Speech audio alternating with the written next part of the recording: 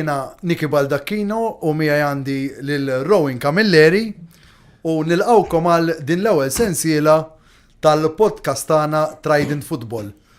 Podcast li ħajkun qiegħed jitkellem fuq il-futbol in ġenerali, il-futbol Malti, il-futbol internazzjonali u anke il-kampjonati ewlenin bħal dak Taljan, Ingliż, Spanjol, Ġermaniż. U ħanitkellmu fuq affarijiet vari u illum ħanibdew billi qegħdin qrib ħafna tat-tazza tad-dinja ħanitkellmu fuq il-World Cup. U magħna hawnhekk għandna mistieden importanti ħafna għal futbol ħankunu qegħdin nitkellmu fuq it-tazza tad-dinja li saret ġewwa l-Italja, Italia 90, miegħi għandi wieħed mill-plejers ewlenin, wieħed mill-plejers rivelazzjoni ta' dak il-tornew fl-1990, ir-right back tal-Ingilterra, Mr. Paul Parker. How are you, Mr. Parker? I'm fine, thank you. I'm glad you've spoken a little bit there I could understand. You could understand everything? No, not everything. No, I understood a bit about Mr. Parker, Mr. Paul Parker. I've got that bit. That's really good. So, we're going to talk about Italia 90. I have this shirt here. What do you remember about this shirt and that particular tournament? Well, I remember the shirt because number 12 generally meant back in the day that I was always sitting on the bench. That's how the number was seen before. Once we started the Premier League, when everyone had, not initially chose your number, they do choose their numbers now. But I wore number 12 shirt for about a good 5, 6, maybe 7 times when Bobby Robson was picking teams, because he didn't really believe in players coming straight in and playing. He was loyal and he just wanted you to understand international football. That's what he wanted. So I sat in the stand a few times at Wembley, travelled out to games with England and go away on the Monday, train on the Tuesday, you play on the Wednesday, did all that, come back on the Thursday morning, early hours Thursday morning, straight to training to your club side, which was then QPR. So I was virtually going around and not playing. But you did it because it's your national team. And you did it because Sir Bobby Robson as well, the man had an incredible way of getting the best out of players. And then all of a sudden it just works out that it gets, in 89, after being with the England squad from early 88, I actually made my debut April 89 against Albania. 15 minutes against Albania. The score was 3-0 at the time. I come on, it become 5-0, so it must have been me. I doubt it then, because I don't think I would have been involved with any goals. I never crossed the halfway line then. But and I think I get 3 or 4 appearances before. I'm not really sure. I think my last appearance before the World Cup was a 2-1 defeat at Wembley to Uruguay. So again, at that time, everything was negative about England, to be perfectly honest. No one was positive. The country was in a mess, politically was in a mess, and everything was just bad vibes about England. Even that Uruguay game, I think there was like 30,000 people watching England v Uruguay in the friendly. Now you go and watch England play at Wembley, there's 80,000 now. I'm not saying genuine supporters, but people are bringing their kids. People are just making a whole day just with football. So that's what happened then. So the long and short of it, I go to that World Cup virtually knowing I'm going to have number 12 on my back, and a number not relating to playing, not 1 to 11. It was just going to be a number as part of a squad. That's how it kind of worked out initially, up until I made my first appearance against Holland. That was a very good tournament by England. Reached the semis, obviously. But did the squad know early that something special was going to happen? Was there belief within the squad? I'm going to have to be perfectly honest and say, not in the way that people would talk about now. I think now everyone would dramatise it and talk about, we were doing that and we were doing that. I think that's what football's become now. It's become this thing now where you have to be seen to be doing so. Now, before games in England, everyone's doing huddles. And I look at that huddle and suddenly I'm seeing American football. I'm seeing people not really just doing it for the sake of doing it because it's the right, seems like the thing to do. Because as far as I'm concerned, you're together before when you arrive at the ground, you're together.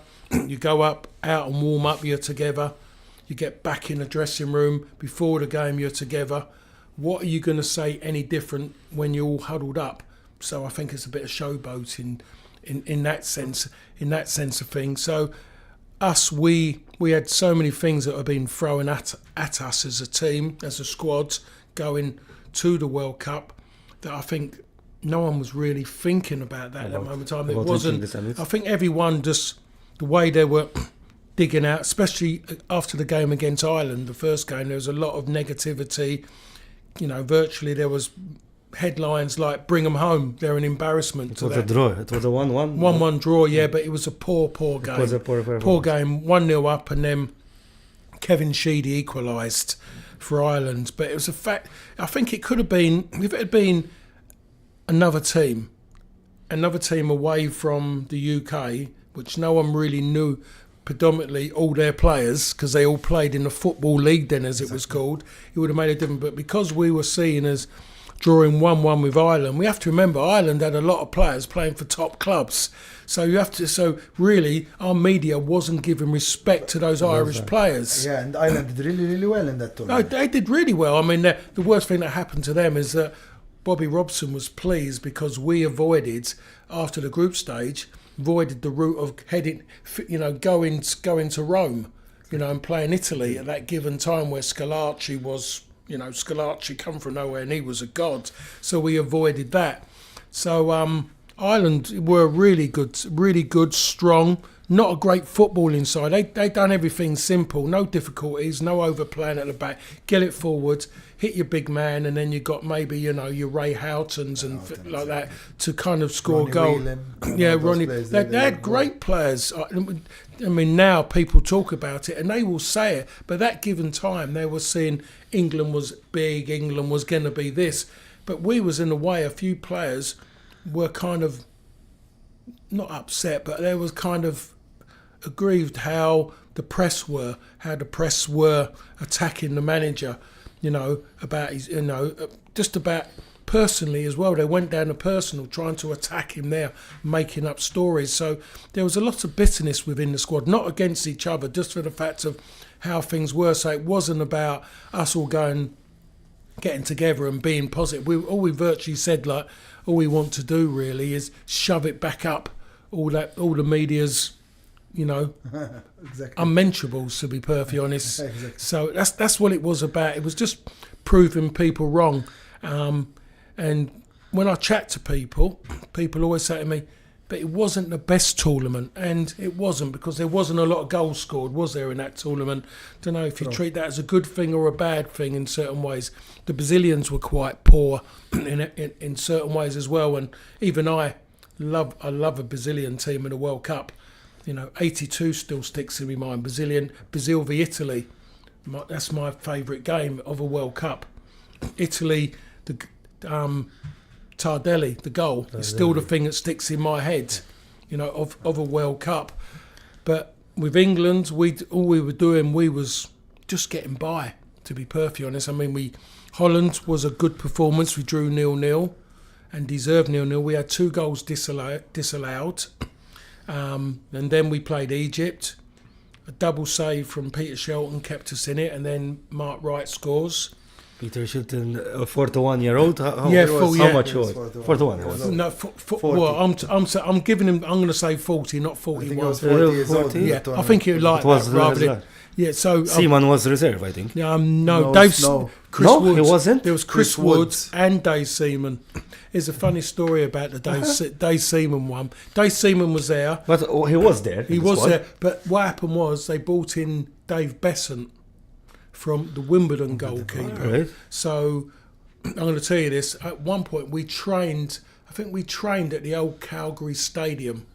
We had that as a training place. So Bobby Robson did an open day. So we let the England fans in, which was hard work because England fans were being treated badly by the Italian police, only because they were told virtually by a government, just beat them, they're all hooligans. They were hooligans. Yeah, that's what they were saying. They virtually just said that, which was disgusting. Of course it was. You know, we had those issues in our country as well with the coal miners and things like that, but they said that. So we was at, a lot of his fans were coming in and you're saying hello to them, you're chatting to them. Did you have a good night last? Did you have a good night? No, well, our tent got beaten down by the police. They've come in again, but that's what they was being treated. So we were training now, and Bobby Robson set up a shooting session. So we're shooting and everyone's having a shot and I'm having a shot. I mean, I didn't shoot at goals. I was a defender. I was a smaller version of like a Des Walker. We were just like defenders. So all of a sudden I've had a shot and it was rubbish. It was absolute rubbish. Bobby Robson has gone absolutely mad. I'm not going to swear, but I virtually did swear at the time. But a ball's come from nowhere. And I've had the raving up because there's, and he virtually told us before he goes, this is just going to be a light session. Fans are coming in, just want to do a little bit, go and see the fans, go and chat. And so all of a sudden he sets up these shooting sessions and all of a sudden people's going mad. That ain't good enough. So he shouts out, Parker, that's effing so-and-so and so-and-so. So I kind of had a shot. I mean, all of a sudden the ball's come from nowhere. I've gone, and I've just gone, F off. And I've whacked this ball and it's just, I don't think I've hit a ball so sweet. And it's just gone like an extra set. Dave Seaman's standing there, doesn't know the ball's coming because he's looking at the person next to go. He doesn't, I'm kind of out of shot, but I've got the raving ump. The ball hits his hand, right. I break his thumb. I break his thumb. So Dave Seaman has a broken thumb. Me and Dave Seaman played together at QPR. We played England under-21s. I signed for QPR because Dave Seaman's at QPR because we got to know each other so well being under-21s together. And so So what happened was Dave Seaman was signing for Arsenal. That affected the deal initially because he had a broken thumb. So every time I see Dave Seaman, he talks about, and we go anywhere, and the first thing he does, he grabs the nearest person and he tells them how I broke his thumb.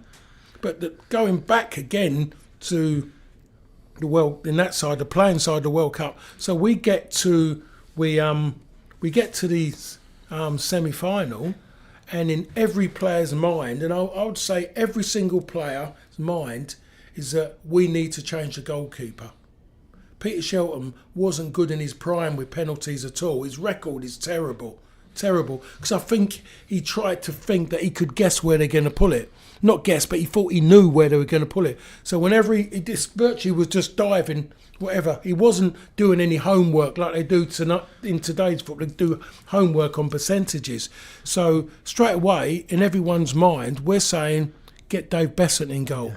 Dave Besant in '88, I think it was, saved the penalty again. But Dave Besant was 6'5". He was tall, and he was tall. He was lean, and it was like the German goalkeeper at that time as well. The German goalkeeper was like 6'5", wasn't he? And you could imagine you got someone going up, and you got this, and it doesn't matter.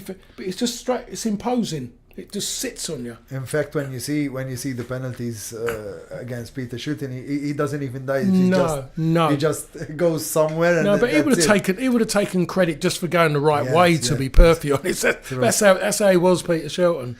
So you're talking about the World Cup. Who was like? You said that David Seaman was one of your mates within the squad, but within the squad there were players like Gaza. Mm-hmm. And that World Cup, David Platt, who came up. Yeah. Who do you think was the gem in that squad? Who was the player who gelled the group together? Was the group? So you said that the group got together because they were just wanting to prove everyone wrong. How do you see the atmosphere in the team, the players, how it was? Everything was really good. When you see the modern day players, they're all talking about the 2006 players. They're talking about there was splits because of Liverpool and because of this. And I'm working out, you're meant to love the game. You're footballers. Why is this? Why? Because he plays for Manchester United, he plays the Liverpool rivalries there, and I don't understand it really, because you're all working together for a common goal. You're all together, and you can only do it together. That's the bonus of football. It's a team game. Doesn't matter. One individual does not win you a game of football. He can't do it all. It's impossible. And so then that still concerns me. And they're all talking about it now. The Rio Ferdinands, the Paul Scholes, and Stephen Gerrard. They're all talking about the hate between it. Is it an excuse? Because in theory, because of the media, they let down the country, because they called them straight away the golden generation. They gave them that title. Typical English again. Every time it comes round, they want to keep singing that song, It's Coming Home. If there's a song I hate more than anything in the world, it's that song. Because it's absolutely rubbish, because the World Cup has never been home. We've only won it once. It was won in England. You know, prior to the last few seasons, the best it's been for England was in 1990 when they got to a semi-final in a foreign country. That was one of the things, that kind of come out of it. But with us, everyone was mixing in. There was players from Glasgow Rangers, John Barnes, Peter Beardsley, Steve McMahon, Liverpool. But the team was built up of players from Nottingham Forest, Derby. I was Queen's Park Rangers. But the one player I got to know really well, who only made one appearance in the third and fourth playoff, was Tony DeRigo, and we're still good mates now. If you could mention a player who you were closest with. It was Tony in that world. Because what we were doing every time we went to places. So when we was in Calgary, and then we went to then we was in Napoli. So we went to Sorrento. Right. We were shopping. Okay. We both loved clothes. That's what we do. And we were just going out shopping. So we used to go out. We had to have security with us. So the security guard would come along, and he was just. I would say he was. The one we had must have been about 5'8", but he was a powerful man. But he'd walk around with us, and he was and we'd turn around and we'd look at him and turn around and said to him, "Have you got a gun?" And he went, "Yeah." So he gave us. So he just really, and he showed it. He brought out his gun, just opened up his thing, showed us his gun, and wow, the size of the barrel on the gun. It was just like something you see in a Western, but 3 times bigger, just for the fact of seeing it, I felt like I was dead. It was absolutely frightening. And he goes, "Do you want to feel it?" What he done, he had it already closed, so he couldn't fire it, and he gave it to him. And honestly, I felt like I almost could have broken my wrist. And that's what we done. We used, had him round. We used to go shopping, but. Tony DeRigo we were very strong, but I think everyone was good. And if you're talking about, and you mentioned this as well, Nick, is that when you mentioned about a player that knitted everything together, it was Paul Gascoigne without even trying, because we was all he became infectious. We was all kind of bouncing off him every time we go out, and we've had get-togethers over the last 18 months, just players like 1990 reunion. So there's anything from 4 of us to half a dozen.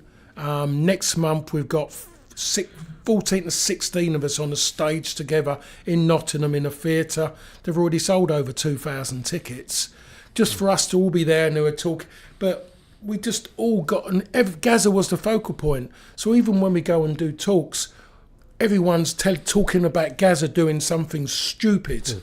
It was the funny guy. Yeah, something stupid. And all of a sudden, it just gets everyone, and all of a sudden, we're all kind of laughing about it, and we're all adding bits on. Some of it embellished because it's good, but you can't. And every time, like you're doing there, by the way, Nick, you got a big smile on your face because when you mention Paul Gascoigne, you have to smile. You have to smile. Of course, you've got to smile, and some of the silly things he done, and. It's just absolutely madness.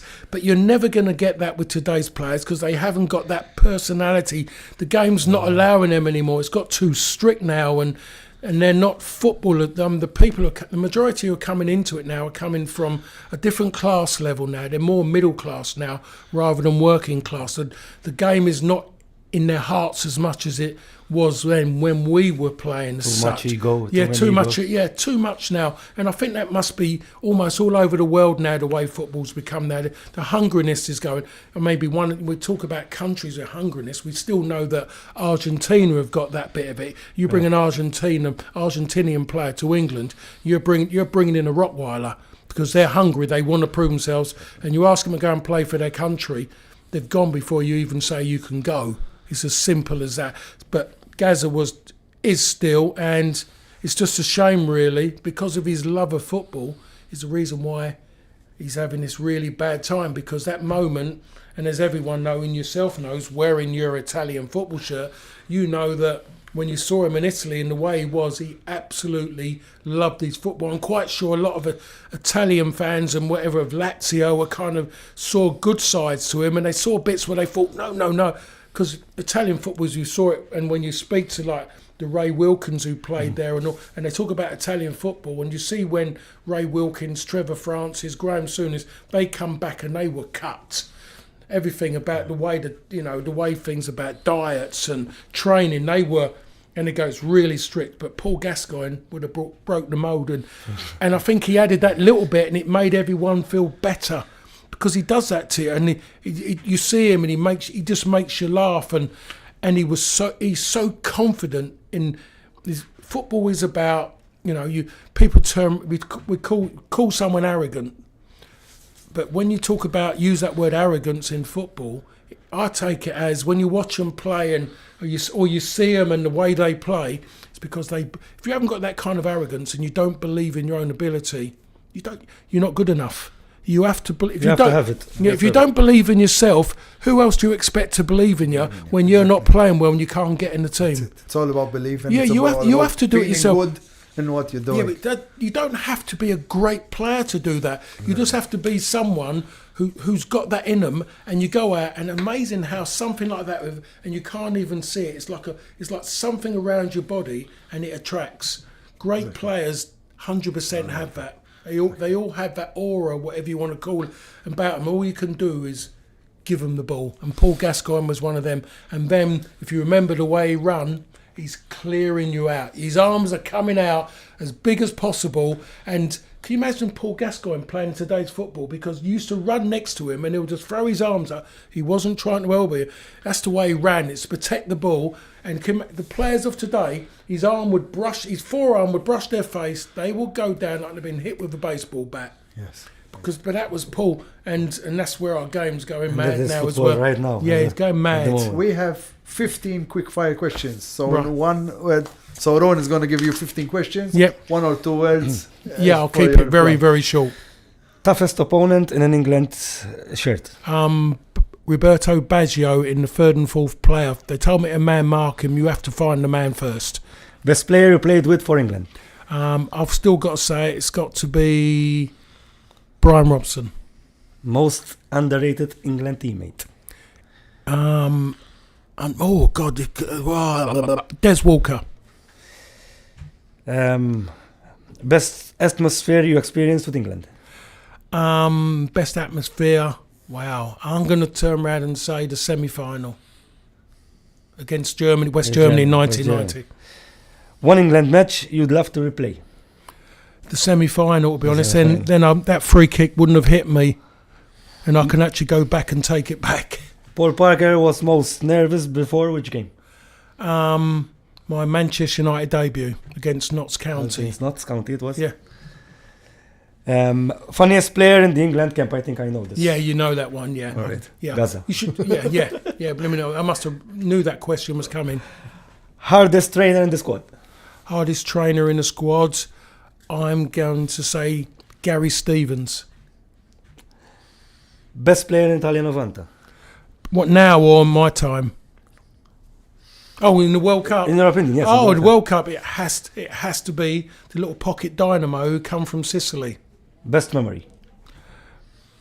1990 World Cup, because it's still told to me now. People are still living that dream now. Which current England player would fit into your generation? Current footballer fit in. I'm going to turn around and say Mark Gahey. Who has the best banter in the dressing room? In the dressing room in Italia 90. Italia 90. I'm going to say someone like Terry Butcher. VAR in international football, yes or no? No. VAR. No. Describe playing for England in 3 words. Super fantastic, great. Very good. That was great. So that's all for today. Thank you. Thanks a lot. It was an incredible time here today because we got to know a lot about that 90 World Cup and football in general. We'd like to thank you for visiting us, Paul, and hope you have a great time in Malta. Thank you very much. I know I will anyway.